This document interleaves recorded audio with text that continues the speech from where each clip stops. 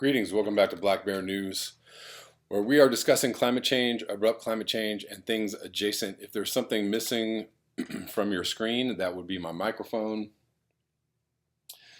Sat down to make some videos, and some piece on my microphone stand just completely broke, like right at that moment. So, excuse me. I don't have time to fix it or go to the store or play around, so I'm just going to make videos, and I will deal with that little technical difficulty a little bit later. So if the sound is not as great, I apologize. It usually isn't as great when I'm just doing it straight into the computer. That's just how it goes. I will have my mic back in action shortly. So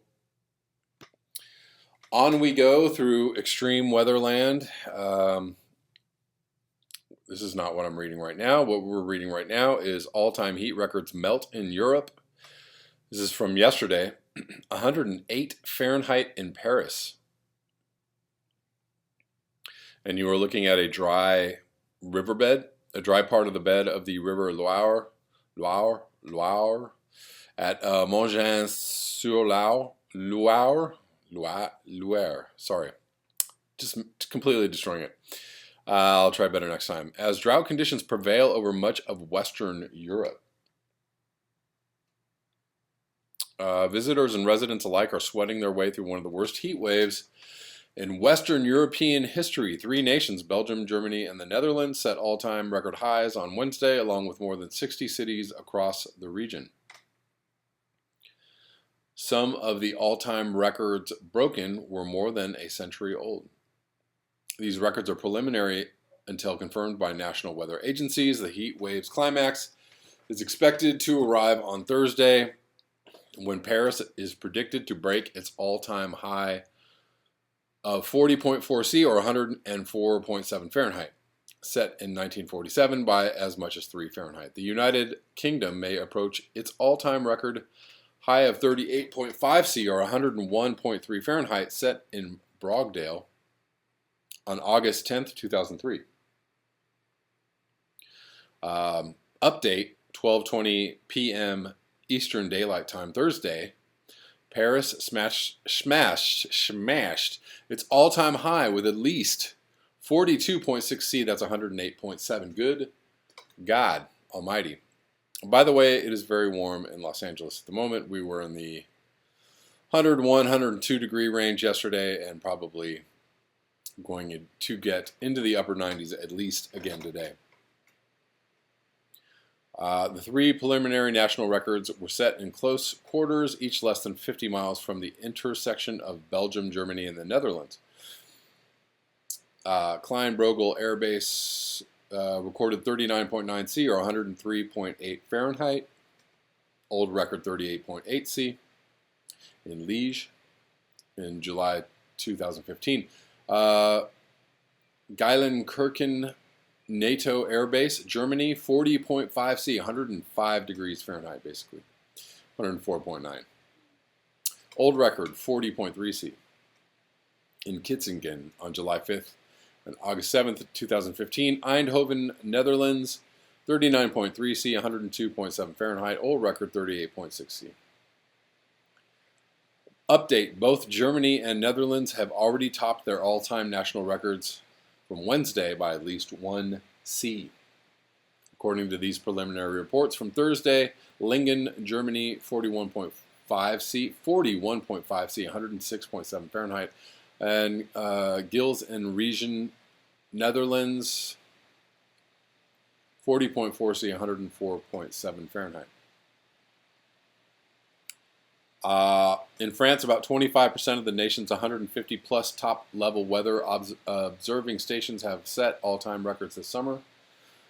Through Wednesday, according to the French laboratory Caranos, German meteorologist Michael Tuzner told Category 6 that a total of 44 of the 490 German stations reporting on Wednesday had all-time high temperatures. The heat is expected to apex on Thursday across Western Europe toward the weekend. The intense heat will translate northward and eastward into parts of Scandinavia, where monthly and all-time records may fall. By early next week, upper-level High pressure, perhaps stronger than anything ever recorded at these latitudes, will extend from northern Scandinavia to the North Pole. Dun, dun, dun. This pattern may cause Arctic sea ice, which was already at a record low extent for the date on Wednesday, to diminish at a rapid rate into early August. Okay, y'all, keep your eyes on that one. Climate change and heat adaptation. International Weather Records researcher Maximiliano Herrera points out that two stages of Europe's 2019 heat are not unlike what happened in 1947, another intensely hot summer that saw major heat spikes in both late June and late July. The current heat wave will also test more than a few records set. In the catastrophic heat wave of 2003 that took tens of thousands of European lives, a heat wave on par with 2003's was found to be made at least twice as likely by human-induced climate change, according to landmark study carried out in 2004. Since the 2003 disaster, many European cities and nations have adopted techniques that have saved lives during heat waves in the United States and elsewhere, including cooling centers, temporary air conditioners, and outreach to vulnerable residents. Paris implemented just such a multi-pronged plan during the June heat wave. Overall, this summer will provide a major test of how well these adaptation efforts are keeping up with the ever-increasing risk of dangerous heat. It may be weeks before we know how well the heat adaptation succeeded in Europe, because time is needed to assemble and analyze mortality statistics and compare them with typical numbers for this time of year. Is this what we're talking about when we're talking about deep adaptation? How much deeper does it need to get? What can be done when the temperatures climb, 2 or 3 C higher even, or 5 C? Let's look at some high temperature marks. Tuesday, Bordeaux City at 42.6 C. That's 108.9 Fahrenheit. Wednesday, Vichy, 41.3 or 106.2 Fahrenheit. Jersey, British Crown Dependency. Tuesday, Jersey Airport, 36 C or 96.8 Fahrenheit. Luxembourg at Mamre, 38.9 C or 101 Fahrenheit. Netherlands, Wednesday, Eindhoven, 39.3 C, 102.7 Fahrenheit, preliminary all-time national record. Belgium, Klein-Brogel Air Base, 39.9 C, 103.8 Fahrenheit, preliminary all-time record. Germany, Wednesday, Geilenkirchen NATO Air Base, 40.5 C, 104.9 Fahrenheit, preliminary all-time record. Switzerland in Sion, 38 C or 100.4 Fahrenheit. That's a lot of heat and a lot of heat records. I'm going to move on to a few more extreme weather happenings around the globe in this video. This is from aval.com or Aval News. At least 5 killed, hundreds evacuated as flash floods hit northwest Turkey. Hundreds have been evacuated after flash floods and landslides devastated areas of Duce province in northwest Turkey, local press reported on Wednesday. The bodies of 5 of 7 missing people have been recovered since record-breaking levels of rainfall caused floods on the Milan River, I don't know how to pronounce that, on July 17th and 18th, hitting 124 villages and later causing landslides. A total of 232 people have been rescued in the province, Daily Sabah reported on Wednesday. The severity of the situation led to the governorate, I've never heard that word in my life, to declare a disaster in Duce, pro-government Daily said. But hours later, the governorate detracted this designation to instead say there had been an impact on general life, quote unquote, in the area, says news site T24. The decision to change the wording was taken after the disaster area caused what T24 described as a bureaucratic crisis. The governorate told press it had used the term disaster inadvertently. Oops. Uh-oh. Images from the flood show streets and buildings engulfed in water. Pictures taken after the floods receded show buildings damaged beyond use.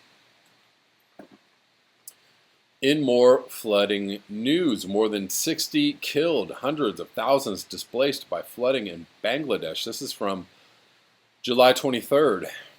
In Dhaka, severe flooding has killed at least 61 people, displaced nearly 800,000, and inundated thousands of homes across a third of Bangladesh, government officials said on Tuesday, July 23rd, after 2 weeks of heavy monsoon rains. Nearly 3 million people are struggling with flooding, the worst in 2 years, according to the Disaster Management and Relief Ministry. As water levels began to recede, authorities expressed concern about outbreaks of infectious diseases in the country of more than 160 million. With the receding flood waters across the country, there is a possibility of outbreaks of waterborne diseases. Shah Kamal, Secretary of the Disaster Management and Relief Ministry, told Reuters by phone from Sirajganj.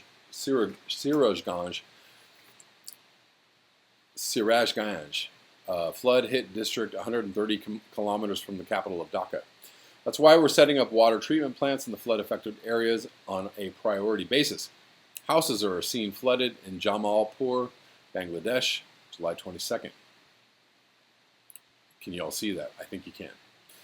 At least 22 patients with symptoms of diarrhea and some other ailments were admitted to a hospital in northern Bagra district, said surgeon Ghasul Azam. Rakabul Alam, spokesman of the International Federation of Red Cross and Red Crescent Society in Bangladesh, said about 700 volunteers, 100 staff were engaged in relief operations in the northern and northwestern parts of Bangladesh. The Red Cross is providing food, drinking water, and other aid, including 4,500 taka, that's U.S. 54, I don't know what that means, $54 per family to help flood victims, Alam said. Kamal said the government had earmarked 45.8 million taka, or 543,684 U.S., to help people rebuild houses. In neighboring Nepal, torrential rain caused landslides that swept away 5 houses on Tuesday, killing 8 people in Golmi district in the west. Police said 4 others were missing and 2 were injured, according to police official Deepak Basnet. Authorities said the latest deaths take to 100 the number of people killed in rains in the past 2 weeks in the Himalayan nation. 30 others are missing across Nepal. And it continues. Lastly, in this video, I'm going to cover this from Twitter. First monument to a glacier lost to climate change anywhere in the world. Iceland to honor first glacier lost to climate change. Reykjavik, Iceland is planning to mark the passing of Ökjökull, its first glacier lost to climate change, which threatens some 400 others in the subarctic island. On August 18th, a plaque will be unveiled to Ökjökull, which translates to OK Glacier, in the west of Iceland. The local researchers and their peers at Rice University in the United States who initiated the project said on Monday. This will be the first monument to a glacier lost to climate change anywhere in the world. Samin Howe, associate professor of anthropology at Rice University, said in a statement, by marking OK's passing, we hope to draw attention to what is being lost as Earth's glaciers expire, Howe added. The researchers hope that the memorial entitled A Letter to the Future will raise awareness about the decline of glaciers and the effects of climate change. In the next 200 years, all of our glaciers are expected to follow the same path. This monument is to acknowledge that we know what is happening and what needs to be done. Only you know if we did it, the plaque reads. It is also labeled 450 parts per million CO2, referring to the record level of carbon dioxide measured in the atmosphere last May. Glaciologists stripped Ökjökull of its glacier status in 2014, a first for Iceland. In 1890, the glacier ice covered 16 square kilometers, or 6.2 square miles, but by 2012 it measured just 0.7 square kilometers, according to a report from the University of Iceland from 2017. To have the status of a glacier, the mass of ice and snow must be thick enough to move by its own weight. For that to happen, the mass must be approximately 40 to 50 meters, 130 to 165 feet thick, geologist Oddur Sigurdsson said. Iceland's Vatnajökull National Park was added to UNESCO's World Heritage List in early July, is home to and named after the largest ice cap in Europe. According to a study published by the International Union for the Conservation of Nature in April, nearly half of the world's heritage sites could lose their glaciers by 2100 if greenhouse gas emissions continue at the current rate, or how about much, much sooner?